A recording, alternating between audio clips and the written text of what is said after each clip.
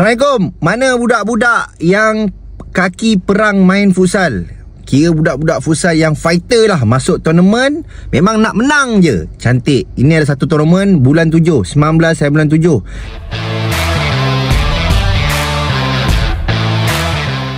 Dia punya tournament iaitu tournament Wiki Carrier Tournament Futsal 2.0. Sebelum ni dia buat dah harga 3,000 champion. Kali ni 5,000 mat. 5,000. Ini kalau kau champion makan tak habis mat. Baru sedap nak post dekat Facebook, dekat Instagram, dekat TikTok, champion 5,000. Ini champion 800. Deal apa barang ini?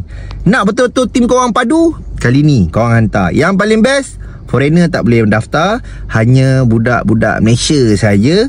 Dan juga MPFL 2025 tak boleh daftar. Amatur saja kali ni, okey? Amatur jangan tunggu lama-lama ambil slot ni. Sebab apa? Takut nanti slot dah penuh, rugi. Macam mana nak fight? Hadiah 5,000 mat.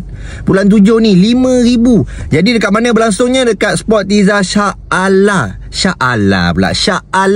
Sportiza Shah Alam, okey? So kepada korang yang mana yang budak-budak memang futsal memang gempak, memang fighter perang punya ni, perang satu Malaysia, join tournament ni, okey? Hadiah 5,000. 5,000 mat.